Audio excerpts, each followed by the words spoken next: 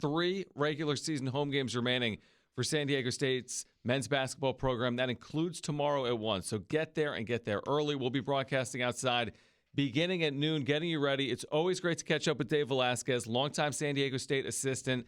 Aztecs are once again alone in first place in the Mountain West. So, Coach, it's great to have you back. Listen, you've been around this program a long time. You've coached in a lot of games.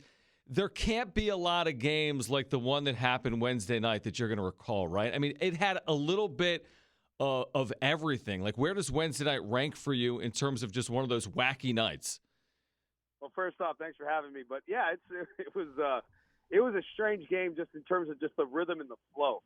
You know, we've had kind of strange things happen throughout the years, but when you just talk about a rhythm and a flow of the game, I thought that was pretty unique in itself, just because of the stoppage time, and a lot of it had to do at the beginning with the shot clock.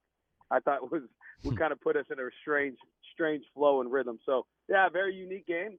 Incredibly happy we got the win on the road. A game we had circled, underlined, maybe even an exclamation point to get back and get that win. And do you feel like how that game ended with closing it out? It was tough. It wasn't easy. You had a 16-point lead at halftime. Then you only win by 2 points. Do you feel like that helped you guys going forward? Like, okay, we can close these close games in the end, and this might happen in tournaments, this might happen in March Madness, but this is a learning experience for us for those possible games in the future. There's no doubt. And our team is becoming more confident, becoming more comfortable, and they're also expecting to win in those situations. You know, and I think that's something that we've learned and grew through this team with over the past couple of years. And yeah, and again, you know, the 16-point lead at halftime we played outstanding. I mean, you talk about one of our best 20 minutes of basketball on the road. I thought we were really, really clicking on both ends of the floor. And then we lose Darion Trammell, and Lamont can't, you know, sub out at altitude in a game that takes, you know, complete effort, or you're going to give up a basket defensively. And then offensively, he's running the show. He's the point guard. He's bringing the ball up. He's getting our offense rolling into clock. He's got to go make a play. So Lamont's gutting, you know, kind of willing our team to win was the most impressive. You don't really look at it as like, oh boy, we blew a 16-point lead. You know, we obviously had a nice, comfortable lead at halftime. We knew that they were going to make a run. They did make a run. We stayed with it, and we found a way to win.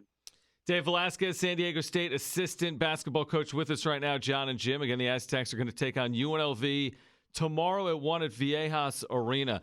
Coach, what is it about this program? And maybe if you could put your finger on it, your job would be easy, right? But what is it about this program where seemingly every single season you're playing your best basketball late in the regular season? Why is that? You know, it's hard because it's really difficult to pinpoint why. And if you did why, you'd want to play it this well or play in January. I do think there is a lot to be said about the consistent message behind the closed doors. I do think it has to do a lot with how difficult it is in our defense to play that way for long periods of time. And now your body and your mind is conditioned to play at that elite level for longer periods of time. I think that takes time, and I think it only can be done in games. There's not an amount of practice drills that can set you up to be where we are right now. And then offensively, we've always found a way to get up into a better rhythm this time of year, and guys get more comfortable playing with each other. So I wish there's probably a lot of different things, but I would definitely say the number one thing that we talk about as a coaching staff is our consistent message. And I think it's important. I think guys like a Micah Parrish he looks really comfortable. Jaden Ledee just had his best game, in my opinion, for us since he got to San Diego State. And now we're starting to really catch stride. And that's just not – those are the two guys that come to the top of my mind. But I think everybody's a lot more comfortable, and I think they understand what we're asking them to do. And it's why we have a lot of success this time of year. That was literally my next question about Jaden Ledee, and it's just his game against Utah State was his best game in Aztecs uniform. How pleased are you as the coaching staff with his continued growth this season? I couldn't be any more pleased with them, you know, and I know it can be frustrating, and he came out of the gates with that BYU game and was awesome. But again, we just talk about our defense and Jaden Ledee, and why I said it was his best game. The double-double was outstanding, his first double-double this season for us. But the second part of that is we do a defensive chart after every game. And Jaden Ledee won the defensive chart on the road at Utah State. He was our number one defender on our team at Utah State. And that's something that takes time. And I couldn't be more impressed. And again, to be with Jaden through those, what you can call kind of frustrating times and maybe a couple game stretch where he didn't produce the level he wanted to, didn't play the amount of minutes he wanted to his ability to just stick with it is the most impressive thing about him. We know how great he is, got a 4.0 last semester in the classroom. But to do all those things and just to have the same great attitude through all those frustrating times is unbelievably impressive. And it's also why he's now having success, is not getting down and understanding it's a process. And I still think we haven't even came close to seeing the best version of Jaden Ledee. It's going to continue to come and come and come as he plays at San Diego State.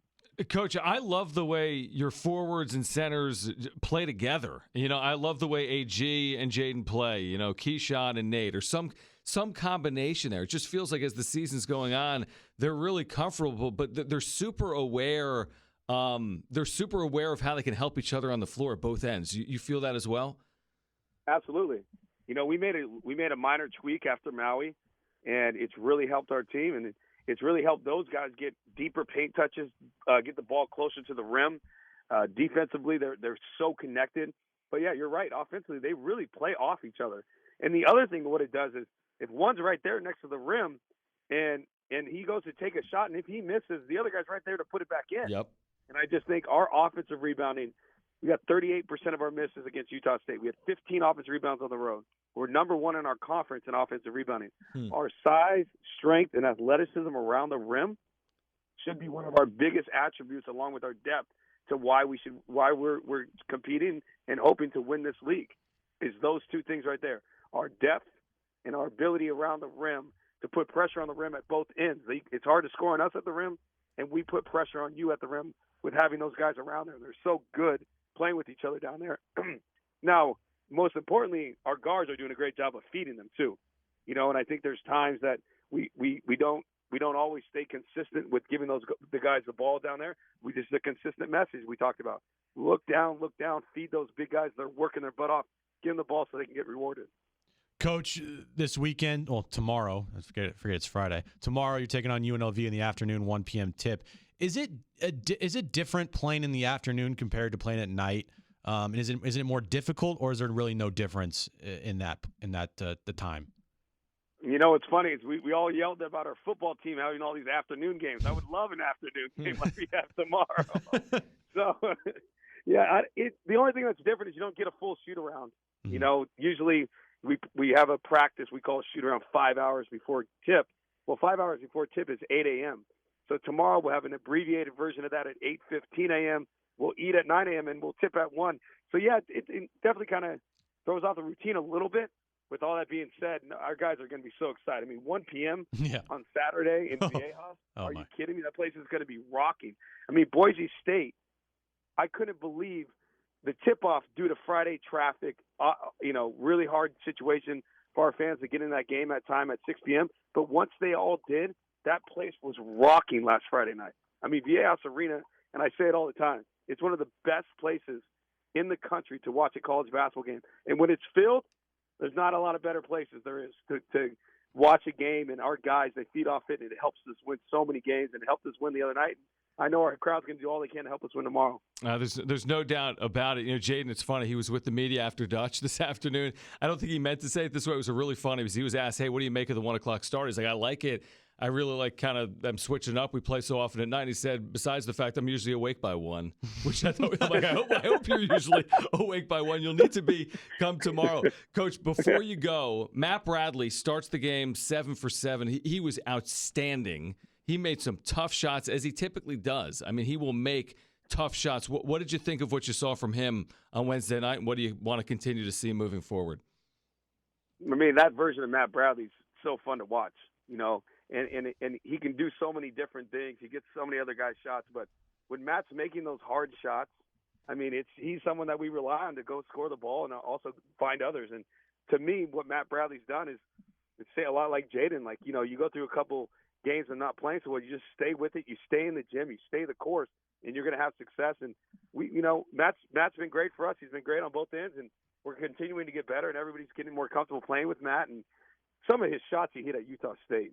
I mean, that one along the baseline. Corner, yeah, it was ridiculous. Second half. Oh, my, that's crazy. Picked up his dribble and then continued to, like, eye it and then step. I mean, how do you hit that shot? What are the percentages on that shot? I always tell people, those are the type of shots. You recruit those shots. You don't coach those shots. Right, exactly. So we're very thankful to have Matt because he can put that ball in the bucket with the best of them. Coach, always appreciate the time. We're pumped for tomorrow. San Diego State and UNLV in the Mountain West. Again, the Aztecs, a game up on first place in the league. 1 o'clock. Get there early. Pregame coverage at noon. Viejas will be rocking. Dave Velasquez, Coach, we appreciate it. We'll see you tomorrow. Thanks, Coach. Yes. Thank you, guys. And sorry about my voice, but I think you guys see me on the sidelines. I think it's no surprise I'm going to lose my voice once in a while. Right. It's almost like you could. Yeah. Listen, after playing in Logan where it's that loud and you're trying to hold on to a 1-point lead in the final 10 seconds, no explanation needed. Right. I appreciate it, guys. And go Aztecs.